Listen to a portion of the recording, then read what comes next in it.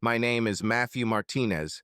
Now I'm 35. I have a successful career, a stable income, a comfortable home in Seattle, and a deep, burning resentment that smolders within me, poisoning me every day. But let's start from the very beginning. I was born and raised in Orlando, Florida, a city that seems like a tourist paradise, but for locals it's anything but simple. Where for some there are amusement parks, sparkling streets, and eternal summer, for others there is a difficult reality hidden behind the facade of a festive life. In my area, everyone knew each other. There was no place for secrets, but there was room for ridicule. Since childhood, I understood that if you want to survive in such an environment, you need to be either strong or invisible. I chose the second one. As the youngest of three children, I knew from childhood what it was like to compete for attention. The older brother is a born leader, charismatic, confident, always in the center of events. A sister is an ideal, the pride of parents, a standard that should be met. What about me? I was that middle child who is not noticed, who is rarely admired, but for some reason always expects a lot from him. The constant feeling that you are somewhere in between, that you are not the first and not the best, has been ingrained in me since an early age. Maybe that's why I always felt a little alien in my own family, as if I was looking for a place that was already occupied by someone else. I was never a sports star, I had no natural charm, and girls did not look at me with admiration. But all this would not be so important if not for one detail, my most painful wound, something that became a constant source of shame and uncertainty. From early adolescence, I understood that nature had not treated me so generously where, as is commonly believed, a man should have pride. As a child, it didn't really matter, but over the years, the laughs in the locker room, the casual jokes thrown in, the glances that seemed to linger a little longer than necessary, all of this sank into my mind, leaving scars. Every visit to the pool or school locker room became a challenge for me. I felt myself tense, anxiety growing inside me. It seemed to me that if I was left without the protection of clothing, the whole world would see my shame, judge me, and laugh. And this feeling, this gnawing uncertainty, did not disappear over time.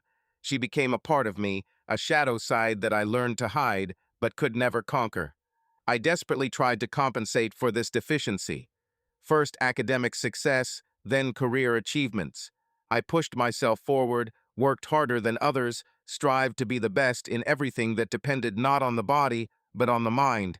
But no matter how many heights I reached, the complex did not disappear. He followed me like a dark shadow, always reminding me of who I really was. I have become a person who calculates every step, every word, every meeting. I built my life like a chess game, where there could be no mistakes, because any mistake could expose my weakness. I learned to control everything, my voice, posture, facial expression, even my gaze, so that no one would guess that fear lives inside me. This fear became my eternal companion, an invisible enemy that I could not destroy, but with which I learned to live. I went to university in Atlanta as far away from the past as possible, from the memories that clung to me, not allowing me to breathe. Here I could start from scratch. I became what my parents always dreamed of me being, a promising lawyer, a person who has a future, status, respect. In this city, I was able to build a new version of myself, one who was not haunted by jokes from the past, one who looked confident, calculating, charismatic. I learned to play my role to perfection. Hide your complexes behind impeccable posture, behind the right smile, behind the confidence in your voice. I easily carried on a conversation, made acquaintances, aroused the sympathy and even interest of women. All I had to do was follow the script I wrote for myself. But no matter how much I worked on myself, no matter how much I convinced the world that I was different, a constant, gnawing anxiety remained inside. Fear that one day someone will look behind the mask, see the real me, and expose me. When I first saw Ashley, the world didn't just freeze, it seemed to shrink to the point where only her eyes remained, sharp and deep, like a blade that could cut through silence. I didn't look for her, didn't wait, didn't build romantic castles in my head. She burst into my life like a random gust of wind that rips an unlocked door off its hinges. The meeting was organized by my colleague, Mark Davis, one of those lawyers who always weave networks of connections between people without noticing it themselves. "You should meet her," he said one day, pouring us a glass of whiskey at the bar after a busy day at work. "You'll like her. Smart, with character, and most importantly, without pathos."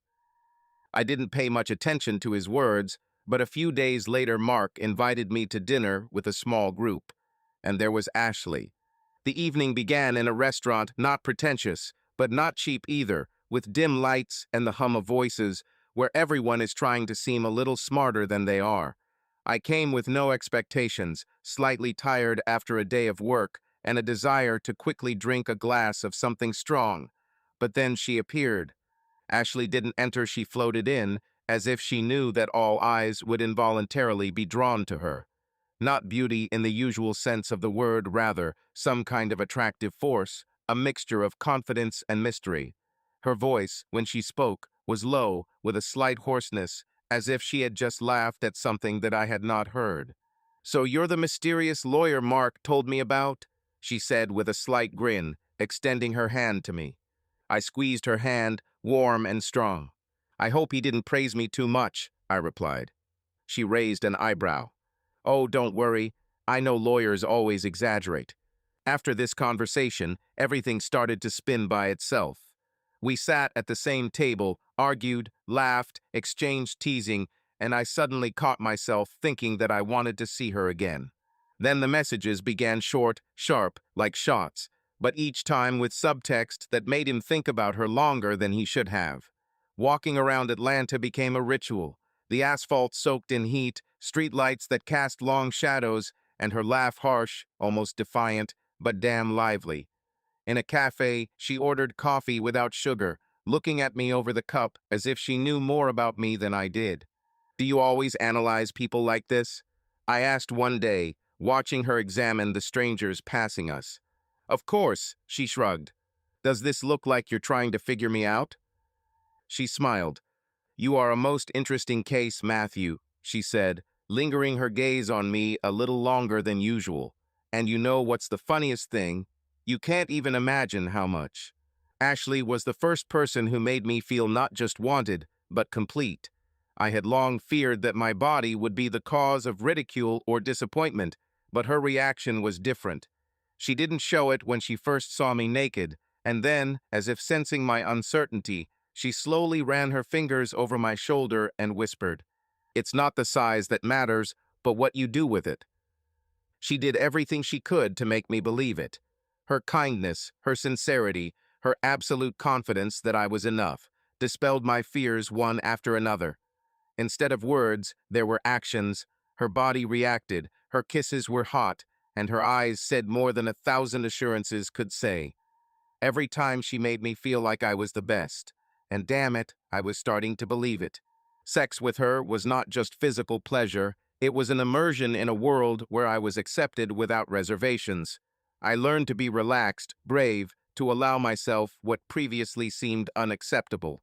She laughed when I tried to seem experienced, and became serious when I talked about my complexes. And at that moment, for the first time in many years, I believed that this was enough.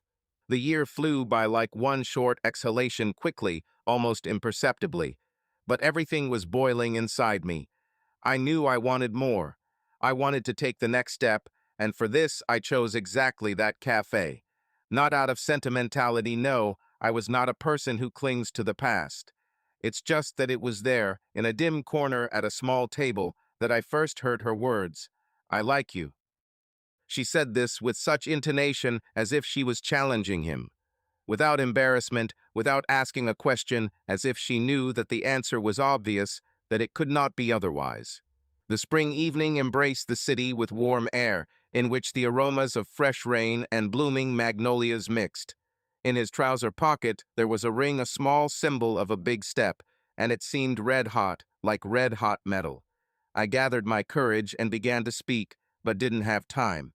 She just looked at me, barely smiled, nodded, and threw her short yes. It was as if this moment had been predetermined from the very beginning. It was as if she always knew that I would ask, and she would answer. Our marriage was like a well-tuned engine, It worked without failures. Coffee in the morning, her hand in mine in the evening, laughter that echoed from the walls. Ashley worked as a psychologist in a private clinic, helping people cope with their inner demons. She often said that it was easier to understand other people's problems than her own. We went on vacation, trying to choose places where we could not just lie on the beach, but learn something new, from ancient temples in Greece to secluded villages in France. Our conversations were never boring. We discussed books, films, philosophical ideas, and even argued about the future of technology. We met with friends, had cozy dinners at home, planned where we would go next year and what steps we would take to grow in our careers. I thought that I had built a fortress, impregnable and protected from any storms. 10 years flew by unnoticed. Time erased boundaries, days merged into a familiar rhythm, and life went on as usual. Ashley and I seemed to have the perfect work-life balance. She continued to work as a psychologist in a private clinic, helping people fight their fears and worries. I delved into legal practice, focusing on complex cases that required analytical thinking and endurance. But lately, I started to notice that something has changed. Ashley became more and more absent-minded, her gaze often lingered in emptiness, and her thoughts seemed to be hovering somewhere far away. She spent a long time at work, and at home increasingly preferred to retire to her office, explaining this by fatigue and difficult cases at the reception. She was less and less interested in our family affairs, rejected invitations to meet with friends, and our conversations turned into routine phrases, devoid of the former warmth. At first, I didn't attach any importance to this. The work of a psychologist has always been emotionally challenging, and I knew that Ashley sometimes had a hard time dealing with other people's stories. She told me more than once about patients who needed special support and how she worried about their fates. Sometimes she came home silent and thoughtful, but this was temporary. Usually after a few days off, she became her old self again. But this time it was different. Her mood did not improve, and the distance between us seemed to increase every day. She laughed less often, was almost not interested in our joint plans, and our evening conversations were reduced to short, abrupt phrases. "Are you okay?" I asked one day at dinner, when she pushed the plate away for the umpteenth time, barely touching the food. She looked up at me with tired eyes and smiled tightly. "Yes, it's just a difficult situation at work. A client with a very difficult story. I need time to digest everything." I nodded, trying not to press. This was nothing new. She always cared deeply about her patients. I decided that it was better not to stress myself out, but a slight anxiety had already settled inside. Every day her behavior became more and more distant. She began to return home later, citing additional consultations, and increasingly said that she needed to be alone to collect her thoughts. I tried to convince myself that this was just work, that, as always, she was delving too deeply into other people's problems. After all, this has happened before. I woke up late, enjoying the rare morning when I didn't have to rush to work. The sun was already high in the room, and the aroma of freshly brewed coffee was in the air. I stretched, enjoying this feeling of unhurriedness, then lazily got out of bed and went downstairs. Ashley left long ago. She was on duty at the clinic, and the whole day was at my disposal. After a breakfast of avocado toast and strong coffee, I decided it was time to clean up. Work and other worries left our home in slight chaos.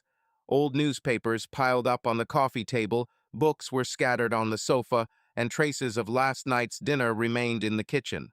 I have always considered myself a fairly organized person, but even I understood that it was time to restore order.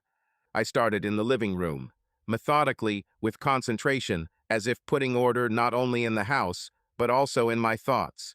I wiped the dust off the shelves, put the books in their places, and neatly folded the blankets on the sofa. With every movement, the space around became more orderly, comfortable, as if regaining its breath. This feeling was strangely transmitted to me. Then he went to the kitchen. I washed the dishes, wiped down the countertops, and threw away unnecessary packaging. I suddenly noticed that I was even enjoying it. The process, which seemed routine, suddenly acquired an almost therapeutic effect. Simple mechanical movements calmed me down, and gave me a feeling of control over something tangible. When I got to the bedroom, I decided to take care of the drawers in the nightstand. As always, little things accumulated there that were forgotten over time. Old receipts, buttons, small accessories, empty medicine packages. I sorted through them as if I was sifting out the unnecessary not only from space, but also from myself. And suddenly my hand came across a small box. Plain, black, without any inscriptions. She was unremarkable, but for some reason she smelled of something. Unfamiliar, or, on the contrary, too familiar. My heart froze for a moment, and then, succumbing to a sudden impulse, I opened it. Inside was a sex toy, brand new in packaging. I paused for a second, looking at it, then slowly closed the box and put it back in the drawer. A feeling of strange surprise ran down my spine. Ashley and I never discussed these things. At first, I didn't think much of it. Maybe she bought it for us, but hasn't decided to tell me yet. Or perhaps she was just experimenting with something new. In the end, it was quite normal. We are adults, and everyone has the right to personal preferences. I continued cleaning, but the thought of the find returned periodically. I suddenly wondered when exactly she bought it. Lately, Ashley has often been absent-minded, distant, and said that she has difficult cases at work. Perhaps it's just a coincidence, and I'm needlessly stressing myself out. However, there was something nagging at the back of my mind, a slight feeling of unease that I couldn't immediately explain. After the cleaning was finished, I realized that I needed to occupy myself with something, to distract myself from the thoughts that, despite the order in the house, continued to rush around randomly in my head. I turned on the TV, mindlessly watched a couple of episodes of the old series, but the plot eluded me. My thoughts still returned to what was haunting me. Then I decided to switch to something more tangible, something that could bring joy not only to me, but also to her. I went to the kitchen and started cooking. I wanted to do something special for Ashley, even if it was just for a regular dinner. I chose her favorite dish, pesto pasta, and paired it with rosemary-baked chicken, the aroma of which filled the kitchen with a warm, homey feel. I hoped that this small gesture, this dinner, prepared not out of habit, but with thoughts of her, could at least slightly reduce the strange distance that had recently invisibly stood between us. Maybe just one evening without omissions, without tense silence, when we will just be together, remembering how it was before, when everything between us was simpler. A few days passed, and I began to notice changes in Ashley's behavior. They were subtle, but noticeable. Grace appeared in her gait, a slight playfulness appeared in her voice, and in her gaze there was a hidden confidence that was not there before.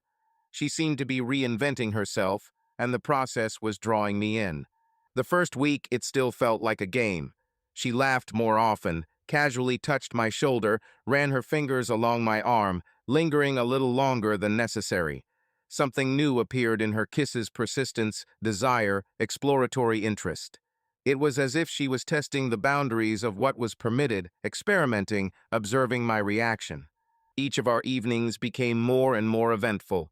We dined by candlelight. She sat opposite, slightly shaking her glass of wine, and her look spoke more than words. When I tried to carry on a normal conversation, she would interrupt me, subtly touching my neck with her lips, and there was something mesmerizing in her movements, making me forget about everything. In the second week, the changes became so obvious that it was no longer possible to ignore them. She didn't just flirt, she completely seized the initiative, playing the game by her own rules. If before our intimacy was familiar, predictable, rooted in comfort and routine, now everything has changed.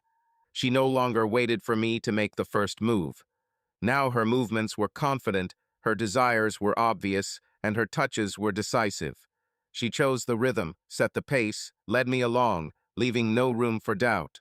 There was an authority in her voice that I had never heard before, and in her gaze there was a spark of insolence from which a wave of excitement and something else rose inside me.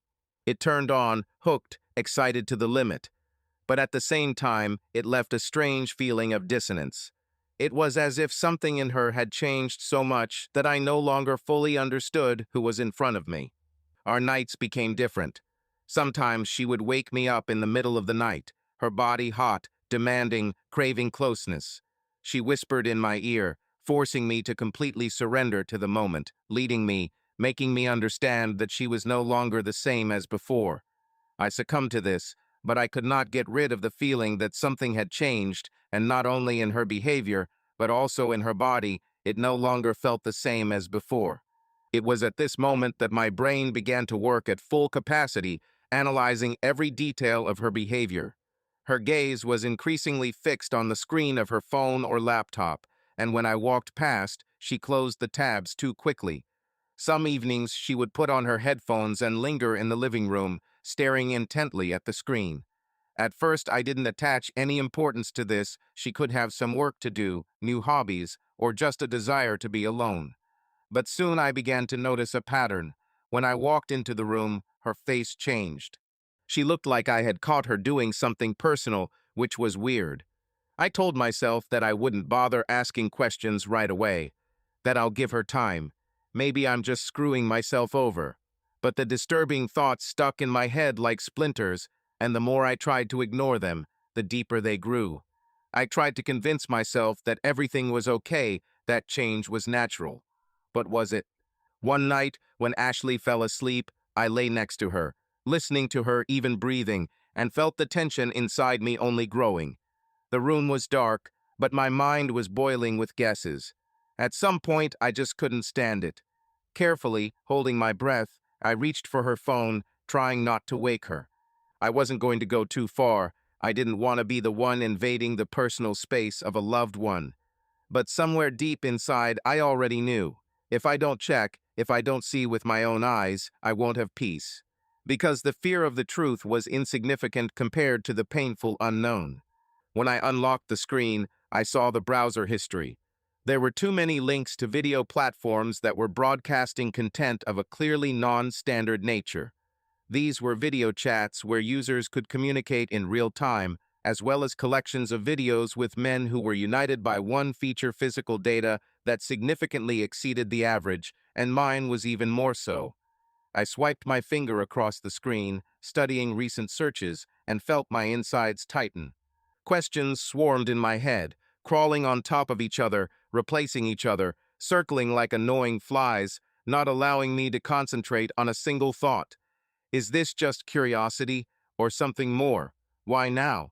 Why so abruptly? I remembered her recent emancipation, the sudden confidence with which she took the initiative in bed, her new desires, courage, experiments that were previously unusual for us. Then it seemed to me that these were just changes, a spontaneous outburst of passion, but now all of this suddenly came together into a single, too logical picture. From this realization, a strange, viscous feeling came over me, a mixture of anxiety, confusion, and some kind of dull, suppressed anger. Something heavy squeezed in my chest, as if a cold metal fist was clenching inside me, not allowing me to breathe. It was similar to the feeling when you accidentally trip on the stairs, a moment of absolute panic, when the world loses its support and your heart falls somewhere down. I felt an unpleasant cold running down my back, and my fingers involuntarily clenching into fists. What if everything I told myself was a lie? What if the answers I was so afraid of getting were closer than I thought? I didn't know if I was ready to accept the truth. I didn't know if I could bear what I might find. But he understood one thing: it was too late to retreat. There was no turning back. I scrolled through the messages. Some of them were sent late at night when I was already asleep. Correspondence with unfamiliar video chat users, some deleted dialogues. All this was not direct evidence of betrayal, but the feeling of anxiety grew with every second. Thoughts flooded in, chaotic, contradictory, replacing one after another, like torn frames in a bad film. What if I'm just screwing myself over? Maybe these are just her fantasies, harmless curiosity that does not go beyond the limits of imagination. Maybe she was looking for something new for us, wanted variety, tried to rekindle a fire that was starting to fade. I forced myself to take a deep breath, tried to hold onto these thoughts, make them an anchor that would prevent me from drowning in paranoia. But my body betrayed me completely. My heart was beating too fast, echoing dully in my chest and temples. Inside, everything was clenching with an anxious premonition, as if before something inevitable. I wanted to believe it's just a mind game, that my fears are unfounded. But the longer I sat in the dark, listening to her measured breathing next to me, the more clearly I realized part of me already knew the answer, and I didn't like this answer. I carefully put the phone back in its place, trying not to make a sound, and slowly lay back down. The heart was still beating unevenly, and in my head, like a twisted spiral, guesses continued to unwind, one more alarming than the other. I tried to convince myself that it was just my suspicions, that there was no point in starting a scandal out of nowhere. But deep inside, I knew that the previous balance had been destroyed.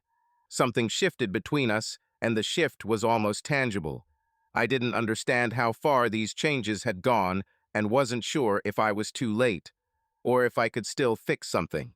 I lay in the dark, staring at the ceiling, listening to her even breathing next to me, but instead of the usual feeling of comfort, I was enveloped by another feeling: alienation. For the first time in a long time, I felt like a stranger in my own bed, as if an invisible wall stood between us, and I could not break through it. It seemed to me that the solution was somewhere nearby, that all the answers were literally under my nose, but I couldn't see them yet, and this unknown frightened me most of all. The morning started as usual, but now every little thing seemed significant to me. Ashley was the first to wake up. When I went down to the kitchen, I was immediately enveloped by the warm, familiar aroma of freshly brewed coffee. Ashley was already busy at the stove, and the delicious smell of browning bacon and eggs hung in the air. The scene was homely, cozy, almost perfect. Almost. She turned to me with a smile, but something in her gaze was different, a little distant, as if her thoughts were somewhere far away, or she was just hiding something well that she didn't want to talk about. "Good morning," she said, placing a cup of coffee in front of me. I nodded, sitting down at the table, not taking my eyes off her. "Good," I answered, carefully watching her movements. "You're early today." She shrugged as if it didn't matter. "Yes, I have an important meeting. I need to get ready. And you? What are your plans?" I pretended to be thoughtful, but completely different questions were spinning in my head that I could not voice. "I have the day off," I finally said, taking a sip of coffee. "I think I'll tidy up a little, sort out old things. Lately, too much junk has accumulated." I deliberately said the last words a little slower, watching her reaction. But Ashley didn't flinch. She just nodded slightly and returned to the stove, as if my words were nothing more than background noise to her. She nodded, but her attention was no longer focused on me, but on the phone, which flashed with an incoming notification. Her fingers immediately darted to the screen, and for a second her face took on a concentrated expression. She quickly glanced at the message, but didn't even respond. She simply turned off the screen and put the phone in her pocket as if nothing had happened. "Good idea," she muttered absently, as if her thoughts were already somewhere far away. "I'll run. I don't want to be late." She finished her coffee in one greedy gulp, kissed me on the cheek too quickly, too automatically, and headed out. "See you later," she said as she walked. A minute later, the front door slammed. I heard her steps in the corridor, then the sound of the elevator, and then silence. Thick, heavy, almost tangible. I was left alone. I could immediately get down to business, do everything I planned. But instead, I just sat, listening to the silence of the apartment, to my own thoughts, which seemed to whisper to me that something was wrong here. Something has changed. Something was eluding me. And I knew I couldn't just let it go. I had to get to the bottom of the truth. I started with the usual places. First, the bedside table, the same toy that I had recently found and forgotten about in the bustle, disappeared without a trace. Next is a closet in the bedroom, shelves in the bathroom. Everything looked as it should. Perfume, jewelry, cosmetics, nothing unusual, nothing that could confirm or refute my guesses. But I couldn't stop. Having opened her wardrobe, I began to move apart the hangers with clothes, carefully examining every shelf, every corner, and that's when I noticed her. At the very end, in the back of the closet, there was a box. New, big. I didn't remember her before. My heart suddenly began to beat faster, as if it had a premonition that I was about to cross a line beyond which there would be no turning back. I slowly pulled the box towards the light. She was heavier than I expected. I froze for a moment, taking a deep breath, as if about to open a door into the unknown. Then he slowly lifted the lid. What I saw made me freeze. There were several toys inside. Impressive size. Smooth, massive, they immediately caught the eye. Somewhere new, in packaging, with bright labels that left no room for ambiguity. I felt a rush of adrenaline. It hit my chest and echoed heavily in my temples. A mixture of surprise, embarrassment, and a strange, sticky realization filled me, drawing my eyes to the contents of the box. My throat is dry. There were more and more questions, but one of them stood out to me especially clearly. Who did she use it with? If she really wanted something new in our intimate life, wouldn't she have told me? Wouldn't you try to discuss this, hint at it, at least carefully lead the conversation? But she didn't say anything. These toys were not for us. I took a deep breath, trying to pull myself together, and carefully returned the box to its place, as if this could restore the lost sense of calm. A whirlpool of emotions was boiling inside me: jealousy, doubt, confusion. An unpleasant feeling squeezed my chest, as if I had stood on the edge of a cliff and could no longer retreat. But I needed answers. I remembered that Ashley always leaves her laptop in the office on her desk. Most often it was locked with a password, but I knew her habits. She complained more than once that it was inconvenient for her to enter complex combinations, preferring something simple and easy to remember. I sat down at the table, turned on the laptop, and tried the first option the day we met. Didn't fit. Then her birthday. Passed again. I clenched my teeth, forcing myself to remain cool. Then I tried another combination, the name of her favorite pet. The screen blinked. Access is open. I froze, feeling my pulse thumping dully in my temples. My heart was pounding wildly, echoing loudly in my ears. It felt like I stopped breathing, but my fingers continued to move on the touchpad, opening her digital world, revealing step by step what I might not have been ready to see. The first thing I did was look at my browser history, and immediately I felt a chill run down my back. It was like I was electrocuted. Dozens of visits to video chats, specialized platforms where users communicated in private rooms. The link titles spoke for themselves: private video chat, anonymous adult meetings, hot online shows, one after another, repeating recently. I blinked, hoping it was a mistake. Maybe an advertisement, a random click. But no, everything was too clear, too real. I moved on. Her account was active in one of the applications. My heart was beating so hard that I could hear it pounding in my ears. She went on live broadcasts, regularly, from your device.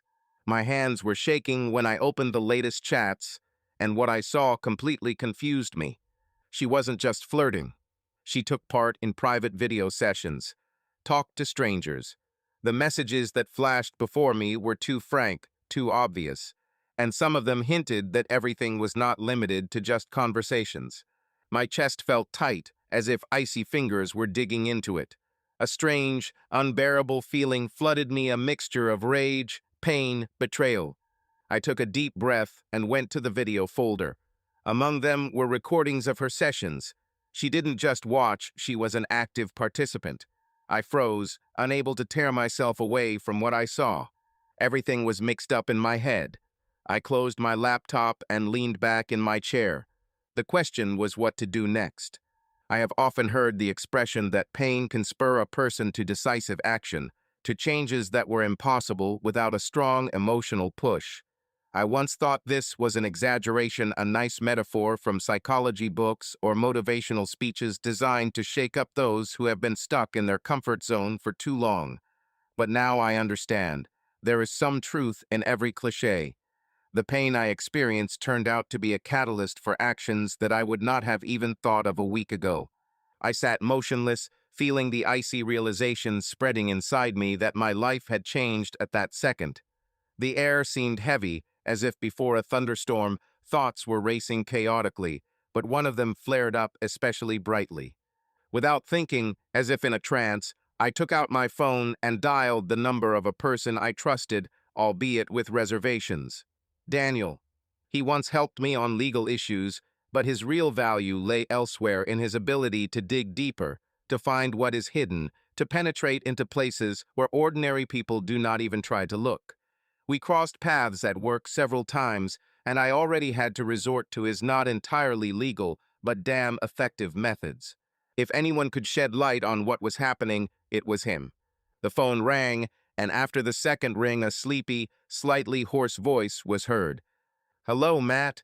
I hope you have a good reason for calling this early." I swallowed, trying to control my voice, but the tension cut through even through the carefully controlled tone.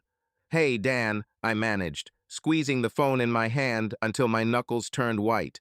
"I need your help. Something complicated, personal."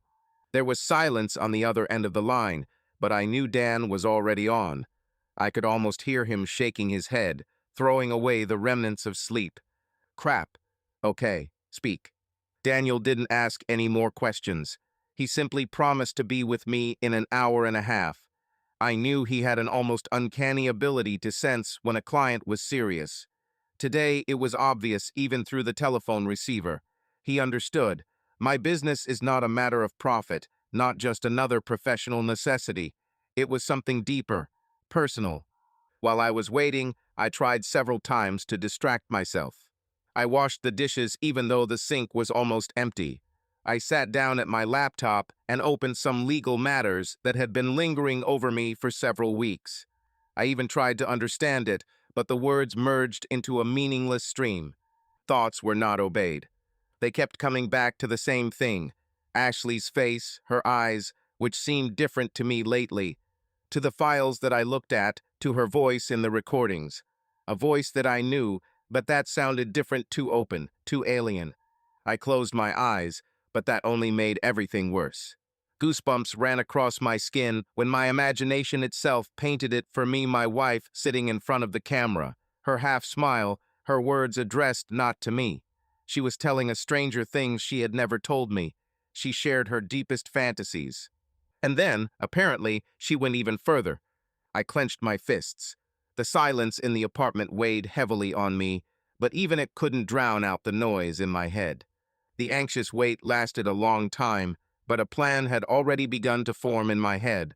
I had to find out everything. Just sit down and talk to her like a human being. This is how I once would have solved the problem, but after such a blow, trust in Ashley collapsed instantly. No, I needed proof. I needed complete clarity, so that there would be no doubts, no questions, in the spirit of, maybe it just seemed to me. I no longer wanted to be a person who blindly believed what he was told. I needed facts. When the doorbell rang, I jumped up as if I had been sitting on coals for a long time. He opened it, and Dan was on the threshold. He came in, glanced at my face, and immediately seriousness appeared in his eyes.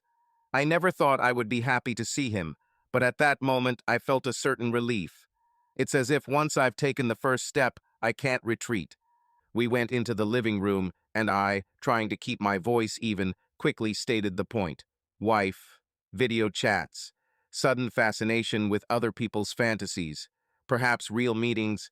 I didn't go into intimate details, but I didn't need to. Daniel understood everything perfectly. He listened in silence, without interrupting, nodding only occasionally, and his gaze became more and more concentrated. I saw that this did not shock him. No, he was not a man who was easily surprised. Rather, the analyst's mechanism began working inside him, cold, calculating. "So you want to know if she will actually meet anyone from these chats in the real world?" he clarified when I finished. "Exactly," I answered, clenching my hands into fists. "And if so, where and when?" "I need proof. Full." Daniel raised an eyebrow slightly and leaned forward. "Do you understand that this is already crossing the boundaries of the law? Hacking personal correspondence, installing hidden cameras. You can be punished for this." I smiled bitterly and exhaled heavily. "That's exactly what I understand," I muttered, realizing the irony of the situation. A lawyer who knows perfectly well where the line is, but is still ready to cross it. Daniel looked at me silently for a couple of seconds, then nodded slowly. "Okay, I'll help," he said after a short pause. But it won't be easy. This will require some serious work, and not only mine. I looked at him, waiting for him to continue. If we do this, we do it thoroughly, he continued. We need to track her correspondence, understand with whom she communicates most often, and whether she already has agreements. If yes, calculate the place and time, and then catch her red-handed. His voice was calm, as if he was talking about an ordinary task, but a storm was raging inside me. Are you ready to go to the end? He asked, looking intently into my eyes. I ran my hand over my face, my chest tightened with anger and pain. I must know the truth, I squeezed out. He nodded. Then let's get started. We immediately got down to business. I gave him Ashley's laptop and showed him the folders and files I found. Dan quickly went through the structure, studying logs of visits and correspondence. His face showed almost no emotion, but I knew that inside his mind, like a well-oiled machine, was already running through algorithms, building schemes on how to get to the truth. He connected his external drive to the laptop, on which he stored all the necessary equipment for hacking, and began a process that I could only guess about. For the first time, I felt how my knowledge of the law and the reality into which I myself was now climbing were divided into two parallel universes. 2 hours passed. I wandered around the apartment while Dan, without stopping, tapped on the keys. Occasionally, he called me over and asked clarifying questions. For example, did I know what payment cards Ashley uses, what her favorite applications or instant messengers might be, besides the obvious ones? I gave all the information I could remember. At some point, I thought that she might have a second phone, but so far I have not found confirmation of this. Finally, when my patience was wearing thin, Dan leaned back in his chair and took off his headphones. He looked tired but happy, like a miner who had found a gold mine. There's something, he said, pointing at the screen. I found correspondence in one hidden application. It appears to automatically delete messages after a few hours, but some traces remain on the server. A normal user would not be able to see this. But there is a thread here that mentions a specific meeting place and time. My heart seemed to leap into my throat. And what's there? I asked with excitement. Baywood Suites Hotel, tomorrow, lunchtime. The room number is 214, apparently. I closed my eyes, trying to process what I heard. It was no longer an imaginary picture in my head. This was reality. Number, time, place, everything is specific. I felt a wave of realization rise within me. My wife was actually going to meet a man she found in one of her chat rooms. I want to be there, I said quietly, opening my eyes and looking at Dan. I have to see this with my own eyes. You are sure? He looked at me with obvious sympathy. Maybe it would be better. Well, I don't know, to try to talk to her earlier. No, I answered firmly. I need proof. I don't want confrontation and loud scandals. I need to be absolutely confident in everything I do next. Dan nodded, realizing that there was no point in trying to dissuade me. Fine, but just come and sit in front of the door. This is not only dangerous, but also useless. If she sees you, everything will be in vain. I want to install cameras, I said, and I myself shuddered at these words. Inside the room, I need to record everything. Her every step, every word. I want to see everything. He frowned. It's illegal, he noted. Serious trouble, Matt. Cameras in a hotel room are a violation of a bunch of laws. I know, I clenched my teeth, but there is no other way. My hands clenched into fists until my knuckles turned white. I understood how wrong it was to encroach on someone else's personal space, even if we were talking about my own wife. But at that moment, all moral barriers faded into the background. The belief that this act could give me the truth outweighed everything else. Dan sighed heavily. Okay, he finally said, I have contacts. I can try to hack the reservation system. We'll find out if she really booked this room herself, or if she will do it when she meets her. Well, pen pal, if there is a reservation, then all that remains is to somehow install the cameras. But I think it's impossible to do without access to the number itself. I knew what he was getting at. We'll have to find a way to get into the hotel in advance or bribe one of the staff to help us. It looked like a scene from a cheap spy movie, and yet I couldn't stop. Do what you need to do, I said, sitting down tiredly on the sofa. I will take all the risks. Our plan came together in a matter of minutes. Dan first went online to try to track down the reservation. It took time and knowledge, which, fortunately, he possessed. Studying the Baywood Suites server system, he squinted, bit his lip, and muttered curses several times when he ran into complex security steps.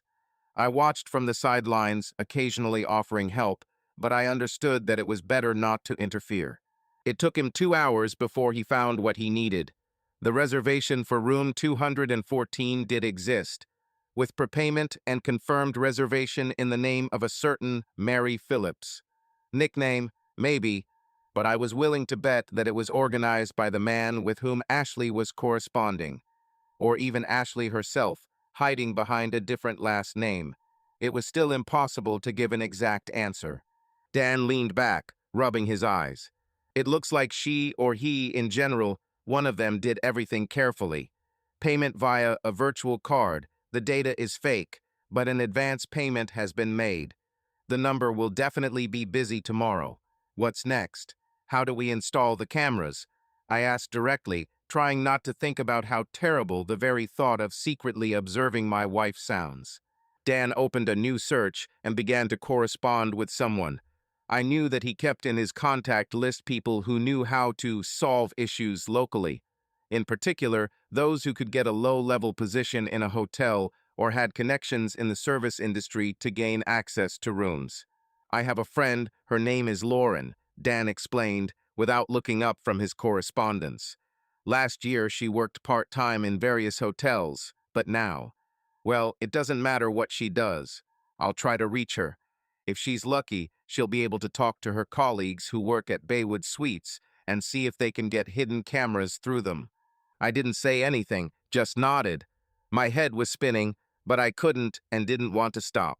This took a few more hours. We managed to go to the store, eat quickly, and then return to the computers. Finally, in the evening, Dan looked up from the phone and grinned with satisfaction. It seems everything is settled. Lauren found a mutual friend who now works security at Baywood Suites. He agrees for a fee to look after the empty room before moving in and, most importantly, to give us the opportunity to quietly install cameras.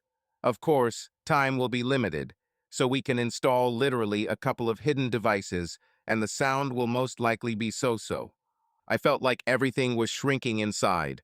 Were we really going to pull this off, sneak into a hotel, set up cameras, and then watch my wife date another man?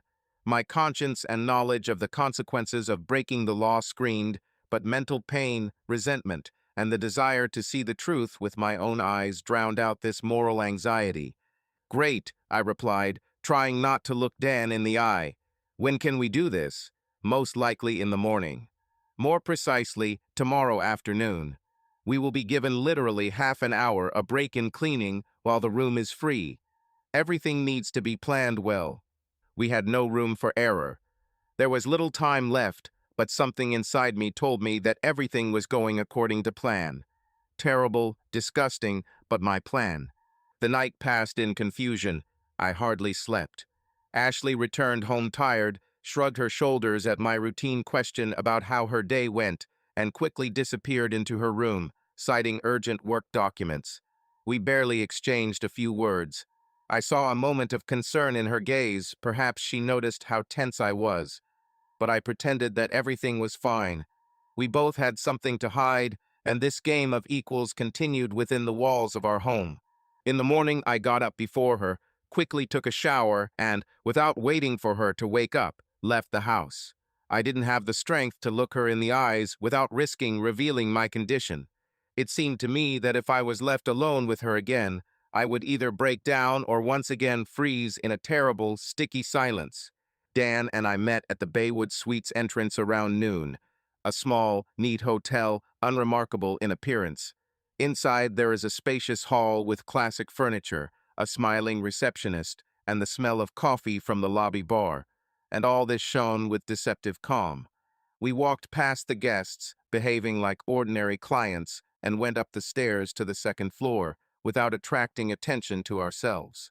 The same Lauren acquaintance was already waiting for us, a short guy in a security guard's uniform, who cast a quick glance at us and silently nodded, pointing to the door at the end of the corridor. Number 214. My heart echoed loudly in my chest when I saw a sign attached to the wall. It seemed that the number itself was looking at me like a mockery. Here it is, your result. We went inside after the guard used the master key to open the door. The room was standard, nothing luxurious. A large bed in the middle of the room, a couple of armchairs by the window, a TV on the wall, bedside tables, and a wardrobe at the entrance. Everything is clean, neat, and unnoticeable. It was as if restraint itself was breathing from every corner. I was even afraid that we wouldn't be able to hide the cameras unnoticed. Everything was too visible. But Dan was prepared. He pulled out several tiny devices that looked like regular ballpoint pens and buttons, only without the logos. He explained that these are the latest mini cameras with wireless signal transmission, capable of operating for several hours in autonomous mode. One was disguised as a smoke detector, the second as a small decorative element, and we installed the third inside the TV unit, leaving only a tiny lens at the level of the ventilation grill. It all took about 20 minutes. All this time the guard stood at the door, nervously looking into the corridor. When we finished, I looked around. The place looked as if no one had ever entered. We left exactly the same pillows and bedspreads. Everything was in its place. It would seem like an ordinary room in which dozens of guests stay per day. But now he was locked in my mind, like a stage in a theater where the most tragic performance of my life would take place. It's ready, Dan said in a whisper. The cameras are connected. The signal will go to our host through an encrypted channel. I can stream everything to your laptop. But keep in mind, it's better for us to be nearby because the connection may be lost. I understand, I answered, also for some reason in a whisper, although there were no strangers around. I think we can rent a room here to remain unnoticed and watch the broadcast. That's what we decided. The guard nodded, took his reward, and we left the room, trying not to leave any traces. On leaving the hotel, we politely inquire about the availability of rooms. The girl at the reception smiled and offered us room 216, one door from 214. A bitter smile flashed inside me. How simple everything is. Taking the keys, we went back up and checked into room 216. There was exactly the same interior, only the furniture was arranged in a mirror image. Dan sat down at the table, took out his laptop, and checked the camera. A black and white picture of number 214 appeared on the screen, slightly distorted, but quite clear. You could even see the pattern on the bedspread. He turned on the sound silence. Only some rustling could be heard from somewhere in the corridor. I'll set up the recording, he said, turning to me. Everything that happens will be saved on the hard drive. Thank you, I squeezed out, feeling how everything inside me was shrinking. From that moment on, time passed painfully long. It was about 2 o'clock in the afternoon. The meeting, according to the correspondence, should take place around lunchtime. I spent these hours waiting as if in a dream. At first Dan and I sat silently, watching TV, then we tried to chat about something abstract, about politics, about my past affairs, about music. But the conversation didn't go well. I constantly glanced sideways at the laptop, where the empty number 214 was still broadcast. Dan decided to go out for coffee, inviting me to get some air. I refused. I couldn't bring myself to leave this observation post. I was afraid that she would come earlier, that something would not go according to plan. Left alone, I lay down on the bed and stared at the ceiling. A thought flashed through my head in passing. Or maybe I've already crossed the line. Maybe it's better to drop everything and leave. But the memory of how I saw her video chats, how she enthusiastically talked to strangers, looked at their bodies, scattered compliments, it instantly returned me to a state of cold determination. Dan returned half an hour later, handing me a glass of coffee. The hot drink sobered me up a little and brought back a sense of reality. We sat side by side, listening to the other guests mutter behind the thin walls, some laughing, some talking on the phone. And in the midst of this everyday routine, I waited for my world to collapse. The first alarm went off right on schedule. The camera recorded movement. A figure flashed through the doorway, but disappeared almost immediately. I leaned toward the screen, my breathing quickening. Maybe one of the service staff. After all, at the reception upon check-in, they usually give out the keys closer to the check-in. But what if this is the same mysterious man? A minute passed, and the door opened again. This time a tall man entered the room. The image was not the clearest, but in general terms I saw him. Dark hair, broad shoulders, he seemed to be about 30 or 40 years old, maybe a little older. He threw the sports bag onto the chair and looked around, as if checking the situation. He walked up to the bed and ran his hand over the bedspread. There was a sense of confidence in his movements, a certain habit of such meetings, as if this was not the first time he had used this method. I looked at the screen, and a disgusting feeling grew inside me. Standing in front of me was someone who probably slept with my wife. Or he was going to sleep with her today. Well, Dan said with a bitter intonation, it seems that this is it. The man sat down on the edge of the bed, took out his phone, and began typing something. He spoke in a low voice, but the camera did not catch this sound too clearly. I could only make out fragments, already here, waiting.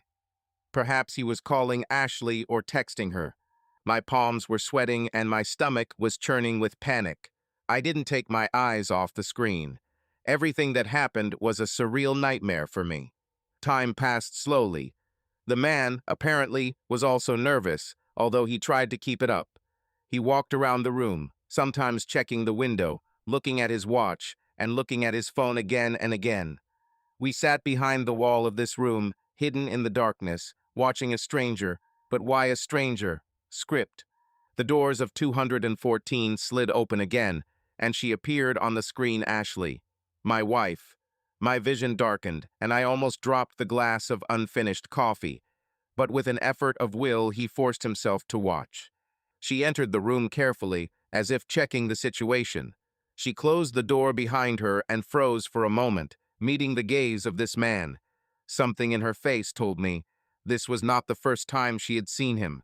This was not the first meeting. There was already some kind of connection between them. Ashley bit her lip and took a step towards him. At the same time, he smiled and confidence was visible in his gestures. I felt my entire inner world tremble. My heart was pounding so hard it felt like it would jump out of my chest. My mind seemed to be split. One part screamed, "Turn it off, go away, stop this now," and the other ordered, "Look, remember, you need the whole truth." By force of will, I forced myself to sit and not turn away. Dan seemed to understand how hard it was for me. He turned off his phone so there would be no distractions and sat next to her without saying a word. Maybe he thought that words were completely inappropriate here. On the screen, Ashley approached the man, and they exchanged short phrases. I didn't hear them in full, only fragments. "Glad you came. I wanted to. How much time do we have?" Everything inside me was burning with resentment. I heard laughter, quiet, nervous, but there was some kind of intimacy in it. The same feminine giggle that I once thought was cute when she first met me. Now it was addressed to someone else. Their faces were so close that I could no longer distinguish who was making the first step. A moment, and they kissed. My wife, the woman to whom I swore my eternal support, whom I loved, stood 2 steps away from me behind the wall and pressed against another. It felt like I had been punched in the gut. But the worst was yet to come. This kiss was followed by something that I could not imagine even in my sickest fantasies. In the depths of my soul, with the last of my strength, I tried to find at least a grain of rational explanation. Perhaps she was mistaken, confused, she needs help. But the picture that unfolded in front of me refuted all these assumptions. Everything that happened was mutual and passionate. I didn't want to see, but I couldn't look away. The camera captured every gesture. Their dialogue became fragmentary. I could only distinguish phrases like, "You promised," "Show me what you can do," She whispered something in response, and I felt my insides shrink. They clearly knew each other not yesterday, because the hints and half-hints sounded as if they were continuing some long-standing dialogue. Maybe we should turn off the sound, Dan suggested quietly, seeing how pale I turned. I shook my head. I needed to hear everything, see everything. It may cripple my soul, but I will not give up.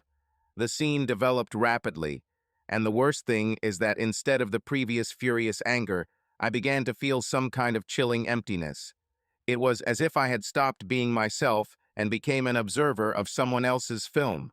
Somewhere in the depths of my consciousness arose, "Stop, enough, you already understand everything." But I couldn't get up. I was chained to the screen with a feeling of doom and treacherous melancholy. The words sighs flashed through their dialogue again, even more openly and loudly. I couldn't tell whether he was saying it himself, boasting, or she was repeating it herself with admiration, but the fact remained that this topic seemed to inflame them even more. At that moment, something inside me seemed to break. All my conversations with Ashley replayed in my head, her assurances that size is not the main thing, her support, her tenderness, her smile when I was so vulnerable. It turned out that all this is nothing more than an illusion, or was she simply tired of deceiving herself and was now looking for replenishment from another? I bit my lip. I had a hard time suppressing the urge to smash this laptop to smithereens. Dan repeatedly cast worried glances at me, but I stubbornly did not take my eyes off the screen. I was so disconnected from reality that I barely noticed how I was clenching my hand into a fist, pressing my nails into my palm. Perhaps half an hour passed, maybe more. I lost track of time. When the bastard and Ashley finally started talking, I heard snippets of their tired conversation. "We could do this more often," he muttered. I I need to think," Ashley sighed quietly. "I can't just disappear from home. My husband might notice." My heart skipped a beat. It's strange that I was still experiencing another twinge of jealousy, but still. Obviously, she was still afraid that I would guess that she had a lover. This seemed especially absurd to me because right now I am sitting behind the wall and watching everything through cameras. I expected that everything would start to burn in my soul, but no. Instead, I was filled with dead silence. It was as if all the emotions had burned out, leaving only a scorched plain. "Maybe then you'll leave him?" the man asked, seeming genuinely interested. "I don't know," she answered. "It's difficult for me. I'm used to the stability that we have with him." She didn't finish. "Let's just enjoy what we have." On her face, I saw a shadow of sadness, almost regret. Or did I just imagine it? Maybe. She closed her eyes. The man looked at his watch and nodded. Apparently, he didn't want to stay long. He got up, took a towel, and disappeared into the bathroom. Ashley, left alone, turned on her side for a moment, and her gaze fell on the phone. Maybe she was thinking about what I was doing now. I saw her face, there was no despair in it, rather fatigue. Why is she doing this? What hole inside her made her commit betrayal? I also asked myself these questions, but I couldn't find an answer. They got dressed a few minutes later, acted like everything was fine. A couple of everyday phrases. "Hurry up, it's time to leave. I'll text you in the evening. Be careful in the parking lot." That's all. I didn't hear an agreement about a new meeting, but the phrase, "I'll write to you," sounded quite confident. It became clear, today is far from the end. Finally, Ashley left the room, and the man locked the door and also left 214. Dan silently leaned back in his chair, turned down the volume, turned off the broadcast, and looked at me. "What's next, Matt?" he asked quietly. What's next? Good question. I felt empty to the core. Without strength, without emotions, without a future. I looked at the black laptop screen, where just a second ago I had seen the most cruel betrayal of my life, and I understood. There was no turning back. Everything that was once our family crumbled to dust before my eyes. "I don't know," I finally answered. "I really don't know." We collected the equipment and saved the records. I paid for the room, and we went down the elevator in silence. As I exited the luxurious glass doors, I saw the silhouettes of Ashley and that man. They were standing a little to the side near the parking lot. He put his arm around her waist. She bowed her head to his chest. Then they talked briefly about something and got into the car. In a matter of seconds, they were out of sight. When Dan and I went outside, he quietly put his hand on my shoulder. "I'm very sorry, friend," he said. "If I could do something." I didn't know what to answer. I chose this path myself. Held him back when he offered to leave earlier. Now I got what I wanted. Evidence, the complete truth, recorded on several gigabytes of video. But the feeling of satisfaction did not come. "Thank you," was all I said. "You did what you could. Then I will act on my own." He nodded, realizing that now was not the place or time for questions. We drove off in different directions, and when I was left alone in the car, I sat behind the wheel for some time without turning on the engine. I looked at the evening lights of the city, at the cars flying past, at the couples holding hands, at the people laughing, enjoying the day off. I thought, in their eyes, the whole world is normal, but for me it collapsed. I don't remember how long I sat there, probably 10 minutes, maybe more. Then he slowly started the engine and drove out onto the road. I was in no hurry to go home. I just felt that inside me, in the very depths of my consciousness, the foundation of some new line of behavior was being laid cold, calculating, without unnecessary emotions. I became determined to never let anyone humiliate me like that again. Of course, the logical question is, what to do with these recordings now? Pursued me, but I drove him away. I'm not ready to talk to Ashley or take official action yet. All I knew, the old Matthew, who loved her, was ready to forgive, support, and believe he remained there, in room 214, under the cold eye of hidden cameras. Another person came to replace him, whose feelings died or fell into a lethargic sleep. I wasn't angry, hatred didn't burn within me. I wasn't jealous because I understood that she had already chosen her path. It seemed to me that I was experiencing something akin to indifference. The past slammed shut, the future stood before me as a foggy unknown. I parked on the side of the road a few blocks from the house and just sat there, clutching the steering wheel like I was drowning in a life preserver. The lights of passing cars slid past the windows, and each headlight reflected on the windshield hurt my eyes painfully. It seemed to me that everything inside me was burned to the ground. There was no anger, no tears, or even that dull emptiness that I felt a couple of hours ago. There was only a state similar to a strange numbness when consciousness stubbornly refuses to accept reality. I had to make a decision about how to proceed. In the past, I always considered myself a person who would not go to extreme measures, be it in work, in relationships, in small everyday matters. I was proud of my ability to find compromises and peaceful solutions to conflicts. But what I saw in room 214 seemed to squeeze out the remnants of humanism from me. A single question pulsed in my head. Why did she do this? Of course, I didn't know the answer.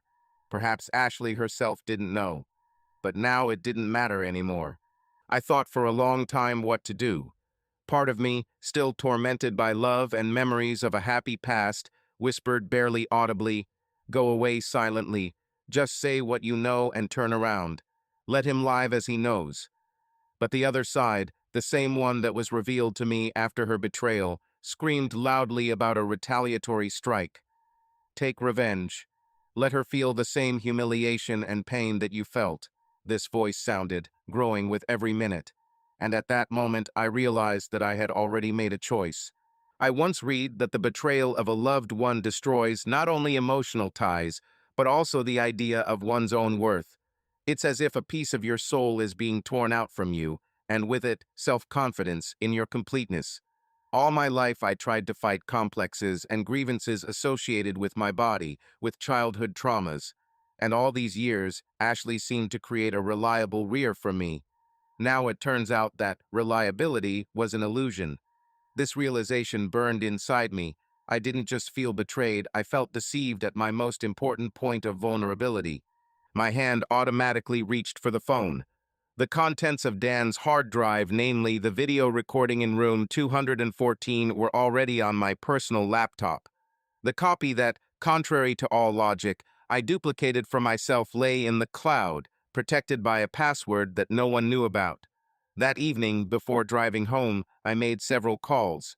One of them was to contact Dan again. I demanded from him access to the raw material, to all the photographs, screenshots of correspondence, and additional video fragments that might have been there. For what? He asked briefly and, judging by his tone, seriously concerned. I need everything, I replied. Don't ask questions. Dan knew how to read intonation and understood that I would not leave it halfway. He cursed briefly, but after a few minutes he sent me the link. You are entering dangerous territory, Matthew, he said finally. I just thanked him and hung up the call. When I got home, Ashley was already there. She was sitting on the living room couch with her arms crossed and looking tired. I immediately noticed that she had changed her clothes, and her hair was still damp from the shower. Most likely, she took a bath to wash away the smell of a strange man. At this thought, I felt physically ill. Hello, she said when I entered. You're late. I didn't answer. He didn't even glance at her. I walked into the bedroom and slammed the door behind me. I didn't want to hear her voice. I didn't want to look at her. I was afraid that an attack of either rage or weakness would come over me, and I swore not to show either one or the other. She seemed to shout something after her, perhaps asking if everything was okay. I didn't hear and didn't want to hear. So the night passed. I lay on our marital bed, but never fell asleep. She didn't come to see me, probably thinking I was tired or not in the mood. The truth could be so close, but she didn't seem to realize that I already knew everything. Or she guessed, but was afraid to talk. In any case, we had to face reality. The next morning, when it was dawn, I left the room. Ashley was not in the house, and according to the note on the table, she had gone to see an early patient. There, on the piece of paper, there are literally a couple of phrases. I'm busy. I see that you also work a lot. Let's discuss vacation in the evening. I read these words with some tired irony. Vacation? What vacation? We hardly have at least one more day together on this planet. Throwing the note, I began to implement my plan. The first thing I did was go into her office, where she kept a folder with the addresses and phone numbers of her patients, as well as a list of contacts of colleagues from whom she took consultations. I knew about the existence of this folder. It contained work numbers, emails, and sometimes personal contacts of especially privileged clients who wanted to communicate in an informal setting. I had no idea what I was going to do with this data. I was still filled with resentment mixed with grim determination, but I knew I wanted to get to every part of her life. I needed her whole built world to shake the same way mine began to shake when I saw her kissing that man in room 214. I tiptoed into her office and carefully opened the bottom drawer of the desk. There was a familiar leather notebook where she wrote down office contacts. There were some notes left on top, apparently lecture material on psychology. She sometimes spoke at specialized conferences. I carefully pushed them aside, took out a notebook, and glanced over the pages. An abundance of names, surnames, company names. Jones, Margaret contact email, phone number. Samuel, Max personal mobile. White, Rebecca lawyer, direction. It was a whole world of people whom she helped solve internal problems, and sometimes she simply took advice from specialists in related fields. But the main thing that interested me was the section marked colleagues. There were the names and surnames of her friends at the clinic, bosses, and partners. I spent the next half hour taking pictures of all these recordings using my phone. Then he opened the laptop where there were video files and began to create several folders with evidence. I am a lawyer, and my professional skills have now turned into evil. I systematically collected a dossier on my own wife. Screenshots of her correspondence, fragments of the recording where her face is visible. I distributed everything into thematic folders. I understood that I was carrying in my hands a nuclear bomb that could tear her life into pieces. But that's exactly what I wanted. At that moment, I remembered the words of my ethics teacher at the university. Sometimes the most terrible weapon is the truth that a person wants to hide. He said this in the context of legal proceedings, but it seems his lesson was eerily applicable to my personal drama. When the base was assembled, I sat down and looked at the screen for 10 minutes. unable to believe that I had crossed such a line. However, he could no longer stop. I was not an expert in the field of anonymous mailings and hacking of social connections, but I had some skills developed in legal practice. I knew how email chains were built, how you could send messages from temporary accounts, how to hide your real IP. This was enough to carry out his evil plan. The main idea was that the video and photos with evidence would immediately reach a large number of recipients who were important in her life. The clinic where she worked, her colleagues who had weight in the professional community, close relatives with whom she kept in touch. I wanted to create maximum resonance, knowing how much her reputation and future career would depend on it, but at the same time do it in such a way that I myself would not face the consequences of violating the legal laws of our country. My old mind might have called it monstrous. But I saw before my eyes only her smile addressed to her lover, and I understood that no one stood on ceremony with my feelings. At the same time, I began to think about how to convey the materials to her friends. Many of them lived on social networks, former classmates, work friends, acquaintances with whom she communicated. I assumed that if the information popped up in their general feed or in private messages, the effect would be the same. The only but is that I needed to avoid the risk that this was a direct link to me. Anonymity required accuracy. You never know, maybe someone will guess who was behind this mailing.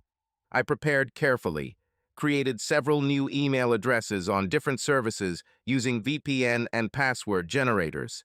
I registered on a couple of platforms where you can send messages for free from temporary accounts so that neither the IP nor the name of the sender coincides with my data. I launched an encrypted storage where I uploaded files, labeling them with simple names like vidzuzan1, emizo34, and so on. I attached a short description to each file, bed scene of the wife who cheated on her husband, talking about plans for the next meeting, discussing the size of her lover, and other humiliating specifics that should have hit her self-esteem. Next, I compiled a couple of letter templates. For example, one of them meant, "Dear colleagues and acquaintances of Ashley Martinez, we enclose materials that shed light on her personal life and true face. Please review and consider whether you want to continue doing business with a person who demonstrates such moral principles behind the backs of his loved ones." It sounded vile, as if written by an embittered, anonymous person. This is exactly the effect I was looking for. In another letter, addressed to her relatives and close friends, the text was even harsher. "Family is something Ashley has always been proud of. But look at how she actually treats her family and loved ones. You might want to know why she hid such shameful facts about her life." I understood that in the eyes of many I would look like a real monster if the truth about the sender ever came to light. But at that moment I couldn't stop. Every second of preparation reminded me of what she did to me in room 214, how she calmly and brazenly deceived me for many months. And deep down I wanted to destroy her reputation just as she had destroyed my trust. This whole process took me almost the whole day. I worked tirelessly. It was only after sunset that I realized that Ashley was about to return from work. Her messages came to my phone, but I didn't open them. I didn't want to hear the usual, "How are you?" or "We're out of milk." Nothing mattered before the grand revenge I was preparing. Finally, when everything was ready, I closed the laptop and squeezed my temples with my hands, feeling how gloomy determination was poisoning my already sick soul. The last step remained: wait for her to leave home, and I was sure that in the evening she would go somewhere again, be it a store or a friend, and then, taking advantage of the silence, launch mailings. I wanted the moment she returned that everything around me would begin to fall apart. But life decreed otherwise. Ashley came home earlier than I expected. I heard the front door slam and winced. She walked into the living room, where I was sitting in the twilight with my head down. A heavy silence hung between us, which she broke. "Are you okay, Matt?" she said quietly, with some sincere anxiety in her voice. I looked up sharply.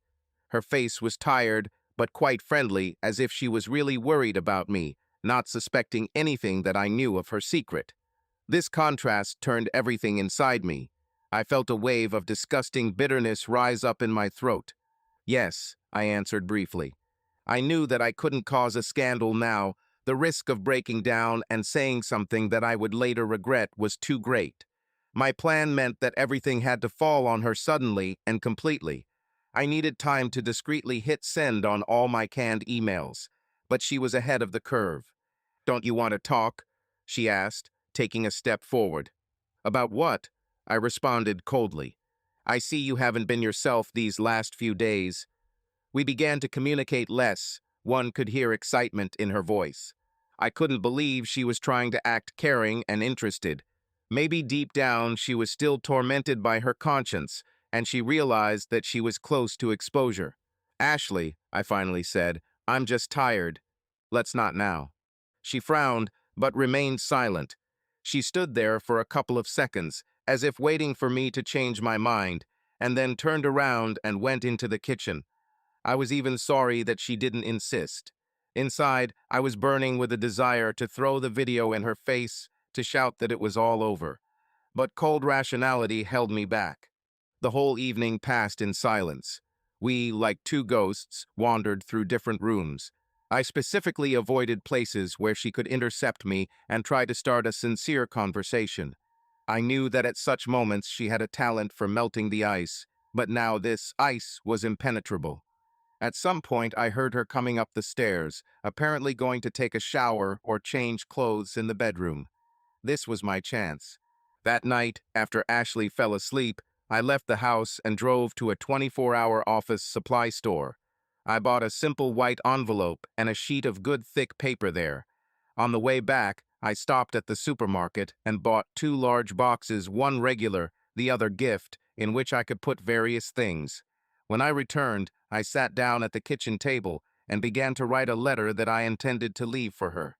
The words poured into my head in confusion, but I tried to formulate everything so that she would read me to the end and understand the scale of the disaster. I set myself the task of not slipping into insults and not writing a clumsy confession of the victim. It should have been a cold and hard statement of facts, full of contempt and finality. This is roughly what I wrote. Work. You led me by the nose for a long time. You lied and cheated, destroying everything that was between us. I saw you with another man. I know about your video chats, about your coveted sizes, and the lies you fed me for years. All your ostentatious sympathy and words turned out to be nothing more than a fake. Perhaps you yourself believed this lie and then got confused, or maybe you were like that from the beginning. I don't care. Know that from this moment on you no longer have a husband, no respect, no future in the form that you imagined. Don't look for me. There will be no more excuses. Our life is over. Divorce is a formality, which I will inform you about later. I hope you have enough time in your new hell to think about the choices you made. Goodbye. M. I put down my pen and closed my eyes. My heart was pounding in my chest and my hand was shaking. I reread what I had written and realized that this letter was my last communication with her. There was no more talk about any conversations, about any regret, understand, forgive. Then I took our wedding ring out of my pocket. I rolled it between my fingers for several minutes. Once this thin strip of gold symbolizes eternal love and fidelity, but now it seems like a mockery. I took the pliers and squeezed the metal hard, feeling how it gave in. The ring was cracked, deformed into an ugly shape. I threw it into the empty cup with the remaining coffee. I never thought that I was capable of such theater, but I didn't regret it one bit. Everything inside me screamed that this was right. Our sacred ring must be destroyed so that there was no turning back. There was one more point left. A few days ago, I discovered Ashley had a box of toys that clearly indicated her new passion. And a cruel thought came into my head. I imagined with gloating how she would find this reminder next to my letter. The idea itself was low, but I didn't stop. I found that same box, put the broken ring there, and attached an envelope with a letter on top. I closed the box with a gift lid and tied it with a simple white ribbon. It looked almost elegant if not for the understanding that hidden inside was my last hello to her adultery. In the morning, even before she woke up, I took my things out of the house fortunately, Over the previous days, I managed to pack most of them into the trunk of the car. I left the key on the table and placed the box in the bedroom on our marital bed. What will be the expression on her face when she reads the letter and realizes that it's all over? Perhaps this was the strongest adrenaline rush in all my 35 years. I returned to my laptop and quickly connected all the temporary accounts, one by one, pasting the address lists from the notepad, adding the desired recipients to the copy. All my created mails were connected to work, and I clicked send over and over again. Letters were sent in dozens, and given the attached files, I understood that people would be shocked not just by rumors, but by visual video and photo evidence. Leaving the house, I clicked the car lock and started the engine. The neighbors seemed to be still sleeping. Pre-dawn silence reigned on the street. I didn't stop. I pressed the gas and drove away. I rented a room in a small hotel on the other side of town. I didn't tell Dan or our other mutual friends about my plans. I wanted to isolate myself from everyone until I figured out how to arrange my life further. I had a safety net, savings, a good income, and the ability to quickly adapt to new conditions. The only thing that held me back was the pain of realizing the final break. But the real show began to happen within a few hours. My phone was blowing up with notifications. I turned off all sounds in advance, but the vibration worked continuously. Colleagues, acquaintances, even mutual friends of our couple wrote to me, who, apparently, already had questions for me. He didn't answer anyone. He didn't want to enter into any explanations. I knew that news of the scandalous video had spread across the internet at the speed of light. After some time, a call came from her mother. I didn't answer the phone, but she left a voicemail that sounded panicked. "Matthew, what is this madness? What happened to Ashley? What kind of letters? This is some kind of nightmare. Please call." I erased this message without even listening to it. Then text notifications from her friends started coming. However, the most important thing was ahead, Ashley herself. I expected that a flurry of her attempts to call, or at least write to me, was about to begin. And I was wrong at first. Not a single message was received. Perhaps she was frozen by shock, or perhaps she decided to act cautiously out of habit. But I knew perfectly well that she had already come to her senses and understood what had happened. By noon, I couldn't stand it and still turned on Wi-Fi on my phone to check what was in my messengers. There were a dozen messages from an unknown number. "Matthew, please talk to me. I know you did it. You don't understand what you've done. I beg you, give me a chance to explain myself. That's all." And then a confused set of words, which clearly indicated her panic. I didn't answer. I wasn't interested in her explanation. I wanted her to experience the depth of despair and understand that she had no way out. And by evening, real prayers began to pour in from her. I listened to all this and felt almost no compassion. Echoes of conscience, however, gently knocked. "You've gone too far," but I waved it off. The cruelty of my action was justified in my head by the thought, but she went too far when she had sex with someone else. When she laughed at my complexes, hiding the truth in correspondence with her lover. But I didn't know the worst thing yet. The next morning, I woke up to a persistent call. It was my former colleague, Mark, the same one who once introduced me to Ashley. I sighed and decided to answer because Mark was one of the few people whose opinion I cared about, no matter what. "Damn it, Matthew." His voice was immediately heard, full of indignation and anxiety. "What's happening?" I received links from some anonymous sender to a video. "There's this." At first I thought it was a fake, but then everything was revealed. I said nothing. Mark sighed heavily. "Listen, I understand that something terrible happened between you two, but you have no idea how Ashley is now. I tried to call her, but she didn't answer the phone, but her mother told me that she was on the verge of a nervous breakdown. She was fired from the clinic without severance pay because patients saw these materials. Her parents are going to ban her from appearing in the house. They are deathly afraid of public condemnation. Friends, everyone is just in shock. Nobody knows what to think." I felt something shrinking inside me, but I couldn't say it was a feeling of guilt. Rather, it was a bitter statement. The plan worked. I didn't answer Mark with anything definitive. He spent a couple more minutes expressing his misunderstanding, and making sure that I was not going to engage in dialogue, he hung up. On the third day after my operation, I learned that Ashley had actually run away from her parents' house when she realized that there would be no shelter for her there.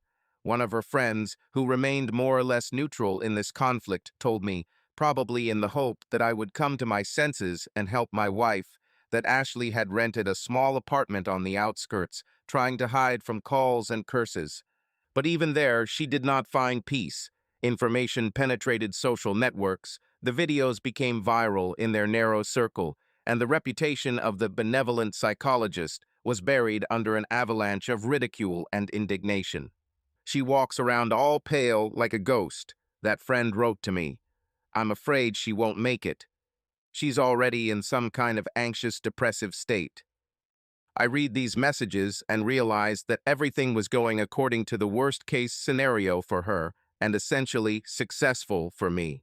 But anxiety began to stir in my soul. What if she really can't handle it? I didn't want her to die. Or did I? No, I probably didn't want to.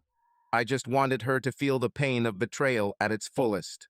However, when a couple of days later I found out that she was admitted to a psychiatric hospital, something broke inside me. I received a call from an unfamiliar number. I answered, and a deep female voice identified herself as a nurse from the city psychiatric clinic.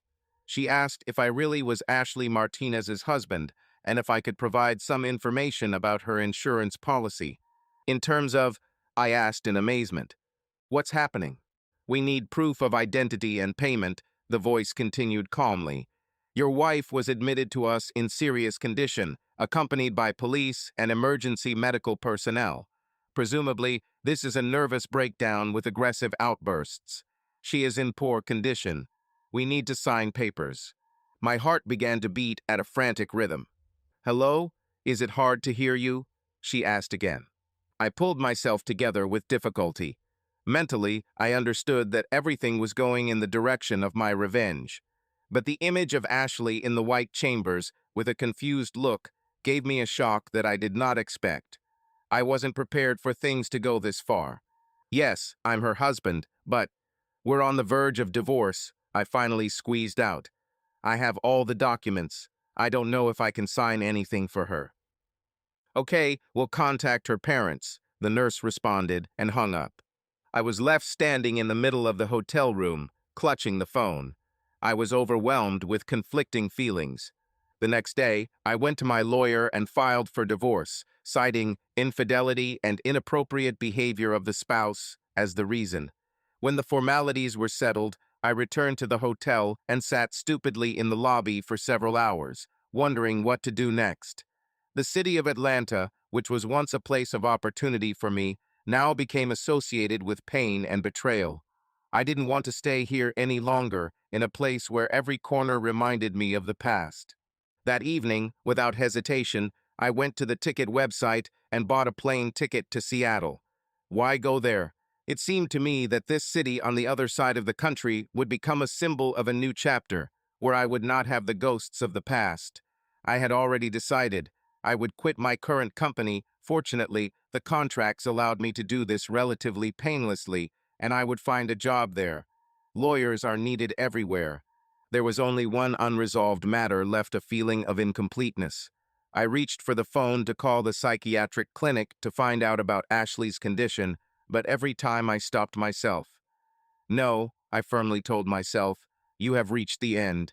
Your only mission now is to leave this city forever and forget about her. Everything that happened between you burned to the ground. On the day of departure, I handed over my hotel keys and said goodbye to the administrator. All night long, thoughts swirled in my head about whether I would have done anything differently if I could go back in time. But every attempt to imagine a scenario of forgiveness or talk was crushed by the terrible wound that Ashley inflicted on me. Maybe someday the pain will subside and I will regret my mercilessness. But now I felt neither remorse nor joy, only relief, as if I was emerging from a stuffy, smoke-smelling room into fresh air. At the airport, an hour before landing, I sat at the panoramic window, looking at the planes that slowly pulled along the runway. 5 minutes later, they announced boarding for my flight. I threw the phone into my bag, stood up, and walked towards the exit. The plane's ramp took me into the arms of the cool morning wind. I took a seat by the window, fastened my seatbelt, and as the plane began to accelerate down the runway, I closed my eyes. A single phrase was pounding in my head: the end. Or maybe the beginning. I didn't know where my path would lead me, but I knew for sure that the chapter with the name Ashley and my naive desire to believe in love was completed forever. What conclusion did I draw from my first marriage? If a loved one tells you something is not important, don't believe it. Absolutely everything is important. Subscribe to our channel so that your love doesn't cheat on you, and go ahead and listen to the next story, because this story is nothing compared to the next one. If you're under 18, don't even think click to the next one.